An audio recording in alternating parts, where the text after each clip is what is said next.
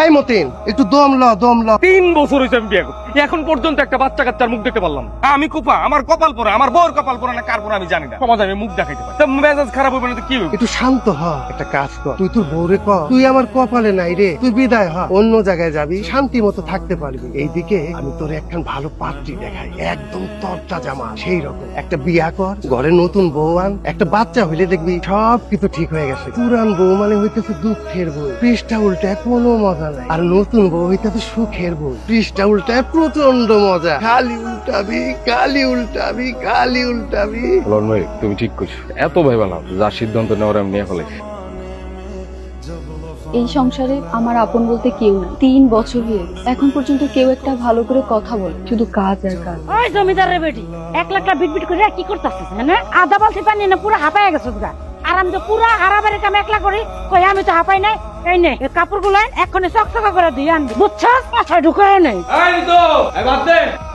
কি হয়েছে আপনার? আপনি এত চিল্লাইতেছেন কেন? এই আপনার ভাই তরকারি গন্ধ হচ্ছে কেন? একটু উড়া গেছিল। তোর রান্নায় মন থাকে কই? তোরে আমি বিয়া করছি আজকে 3 বছর হলো, না পারলে একটা বাচ্চা পয়দা করতে, না পারো ঠিক মতো ভাত রান্না করতে, তরকারি রান্না করতে, তুই পারছটা কি? কিছু হইলেই সবসময় বাচ্চা বাচ্চা করেন কেন আপনি? মুখে মুখে তর্ক করস। বুলাই তোর না বলছি রান্না ঠিক মতো রাঁধতে পারো না, একটা বাচ্চা পয়দা করতে পারো, তোর কি লজ্জা শরম থাকা উচিত। হ্যাঁ, তোর লাগে আমি গ্রামে মুখ দেখাইতে পারি না। সমস্যা তো আপনার মধ্যেও থাকতে পারে। কি বলি তুই? সমস্যা আমার মধ্যে? সমস্যা আমার মধ্যে না, তোর আজকে এই বাড়ির থেকে তোর কপালে বাচ্চা বোঝা। এই মতিন, এদিকে আয়। কন ভাই, আমি তো তোমারই খুঁজতেছি, চলো তোমার লগে কথা আছে। শুনলাম গতকালকে নাকি তোর বউরে তুই বাড়ি থেকে বাই করে দিছ। ভাই কি করবো কও, বিয়ে করছি 3 বছর হলো, এখন পর্যন্ত একটা বাচ্চা কাচ্চা দিতে পারবো না। রানলে পোড়ায়, ঠিক মতো না রানতে পারে, না একটা বাচ্চা বইতে পারে। দিস আজকে সকালবেলা লাগতেছে দিয়ে বাড়িতে বাড়ি, এখন যে কি শান্তি লাগতেছে।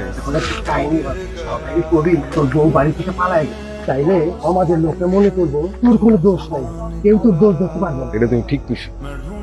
আম্মা কি রে বাজান, ডাক্তার কেন? কি হয়েছে? মা এই দেখো কারে নিয়ে আসছি। কারে নিয়ে আইসস?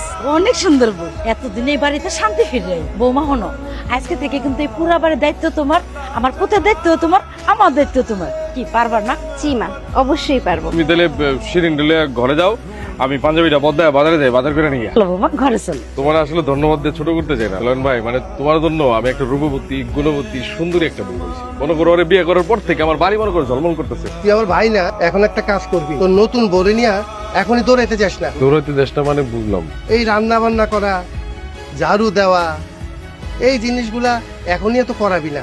কয়দিন যাক, আস্তে আস্তে সব ঠিক হয়ে যাবে।